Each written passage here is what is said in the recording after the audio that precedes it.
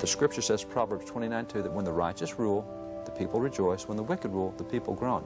But in America, neither the righteous nor the wicked rule unless we put them there. If it's the wicked that's ruling, how'd they get there? See, this is a difficulty we have. The Christian community is one of the smallest voting blocks in the nation, although we're one of the largest groups in the nation. If you look back in recent elections, you'll find that among evangelical Christians, and evangelical is defined in polling as those who are serious about their faith. Wow. Those who are really serious. 25% of evangelicals are voting. That's 1 out of 4. That means 3 out of 4 Bible-believing Christians refuse to be salt and light in the civil arena. They refuse to help the righteous rule. They want to see the wicked rule, apparently, because they sit at home and don't do anything. Well, they say, well, I don't know who to vote for. Real simple. Go to our website. We have links to voting records of these guys. We have links to their positions. It's very easy to find. It's not an excuse, but there's web sources you can go to. And if you're wondering about whether to re-elect someone to office, real simple. The U.S. government keeps a record of everything your representative, your senator, has said and done while in office. So if you go to the Library of Congress website, you can type in your representative's name. It'll bring up all the speeches he gave. You can see what he said about abortion, what he said about marriage, what he said. It'll bring up all of his votes on any issue. If you want to know exactly what's his position on Israel, type in Israel, bring up the stuff he did on Israel. Easy to know. Easy to hold these guys accountable. Now, we need to, because in any given session of Congress, a congressman deals with between 10 and 13,000 bills a session. Wow. I'll guarantee you most citizens only hear 4 or 5 or 6 things that a congressman does. Need to go back and see. It's easy to do in this environment, in this age. You can find out. So we need to be informed, we need to be active, and we need to find a spot and get involved. Passive Christianity will not turn this nation back around. It will not change the culture.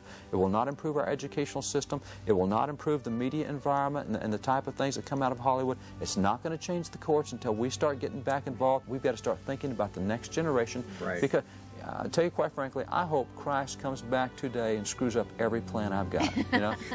But just in case he doesn't, what do I do for the next generation? Right. You know, every generation since Christ was here 2,000 years ago thought he was going to return in their generation. So far, they've all been wrong. Right. What if we're another generation and he doesn't return in our generation? Right. So that's why it doesn't matter what your eschatology is. The Scripture says, occupy till I come. He's going to come like a thief in the night. Scripture says that. I don't know when it is. It doesn't matter when it is. Right. That's not my responsibility. Right. Correct. My responsibility is occupy till he comes. And you can't decide not to be involved in this. Right. That's what the Scripture clearly teaches. So America's had a great foundation. It's had great roots. It has had such blessings, but it's been because of an active Christianity. There is a great example of how to do this in the book of Nehemiah. Because in the book of Nehemiah, you had a city that once had been great, that's now torn down. It is rubble everywhere. It's almost like, man, thousands of stones. Which one do I pick up to start rebuilding the wall? And what you find in the book of Nehemiah is that literally, and in that case they were literally rebuilding a wall as Right. stonemasons. Right. Who's doing it? Well, if you read the book, you find that a jeweler is out there laying stones. You find that a military guy is out there, a man and his daughters is out there, a perfume maker's out there. These are folks aren't qualified to lay stones. Doesn't matter. They all got involved in doing something. Because when they looked at that, they said, we'll never get this done. And Nehemiah says, yeah, we can do this. Just go find a place to rebuild. And so you find that everyone got involved in doing something.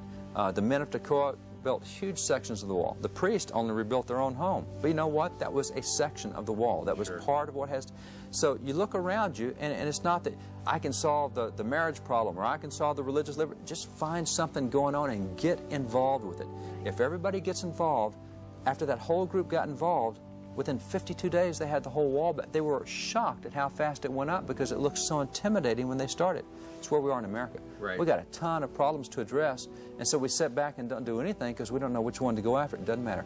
Follow your heart. God will lead you where you need to go. Get involved in something. It may be a crisis pregnancy center. It may be a tutoring system for schools. It may be helping someone fill out their job resume. You don't know what it is, but if everybody does something, this thing will get back in a hurry. And that's what we need, is everybody getting involved, doing something on the wall, rebuilding the wall in some way. You may not even feel qualified for what you're doing, but if you get involved, if you'll give some time, if you'll give some energy, some effort, this thing will get turned around.